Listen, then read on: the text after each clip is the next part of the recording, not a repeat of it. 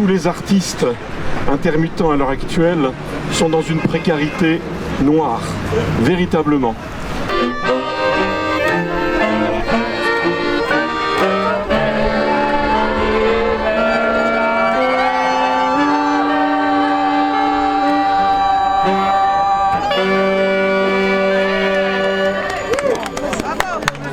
On est là pour le concert des annulés parce que effectivement les musiciens entre autres et puis tous les gens qui sont annulés aussi dans le spectacle vivant en général vivent ça depuis le mois de décembre. Aujourd'hui on n'a plus l'année blanche, vous le savez, quand a été arrêté le 31 décembre. On n'a aucune indemnisation pour nos annulations. Les annulations sont dues effectivement aux annonces du gouvernement du fait des concerts debout et des jauges, mais pas que. Il y a beaucoup de frilosité de la part des organisateurs, ce qui fait qu'on ne sait absolument pas quand on va reprendre. Et puis surtout, l'année blanche est finie.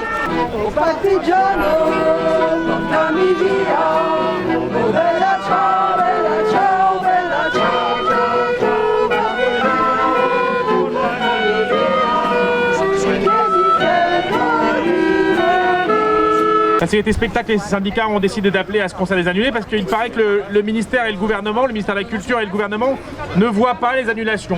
Ils les verront dans 3 mois quand on aura les résultats sur l'emploi. Les annulations, il y en a une extraordinaire ici au Châtelet.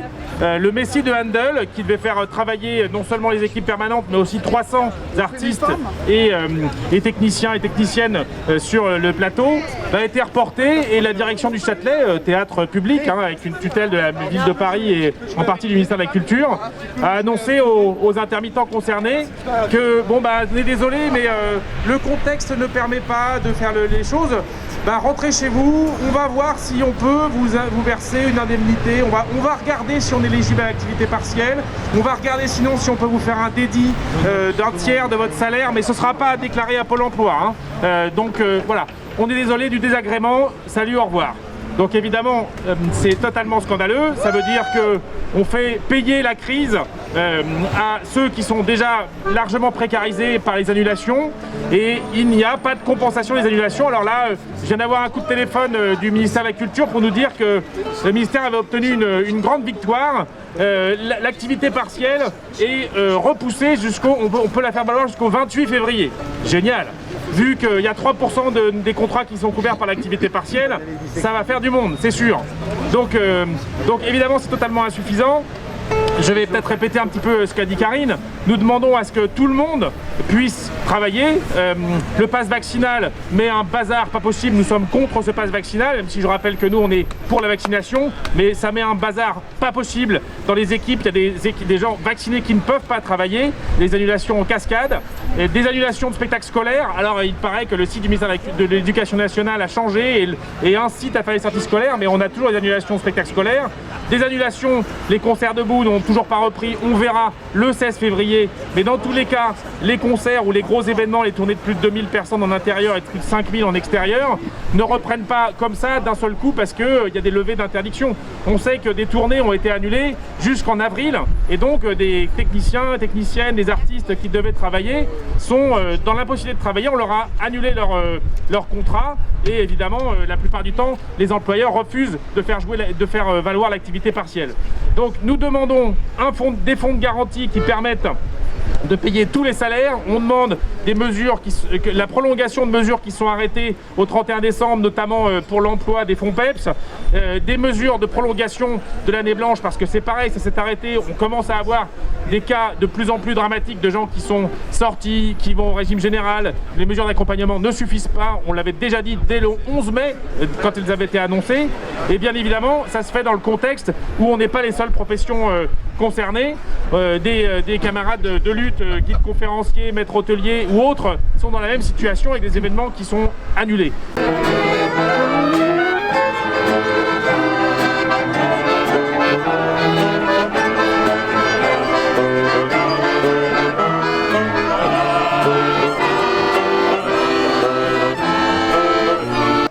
Il y a des milliers J'ai bien des milliers d'artistes aujourd'hui qui subissent depuis la fin du mois de novembre et encore aujourd'hui des annulations en série, qui fait qu'on était censé reprendre le travail fin de l'année blanche. Enfin, je vous passe les épisodes précédents, ça marche pas parce que eh bien évidemment il y a plein de dates importantes qui s'en vont. C'est beaucoup de travail qu'on ne fait pas et on se demande tous comment on va arriver seulement à finir l'année. Donc voilà la raison pour laquelle on a organisé sous l'appellation concert des annulés, c'est parce que ce sont tous les musiciens qui ont subi des annulations, enfin tous évidemment non, mais c'est symbolique, hein.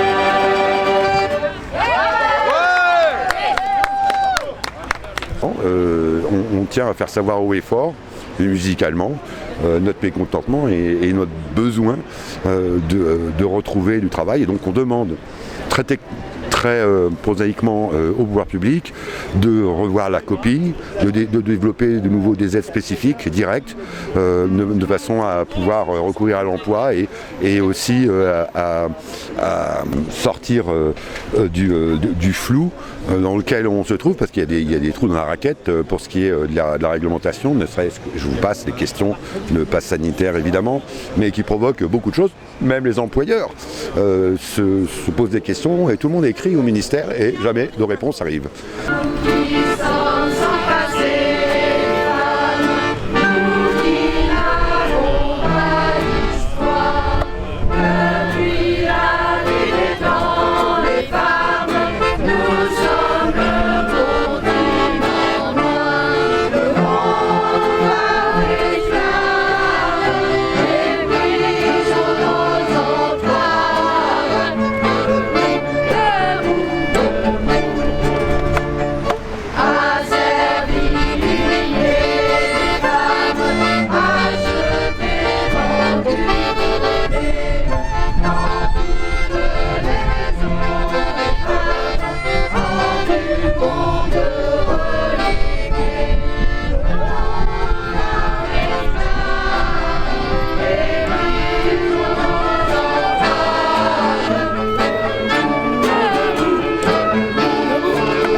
aujourd'hui, en plus du fait de nous interdire de travailler, on n'a droit à rien. On n'a que les yeux pour regarder.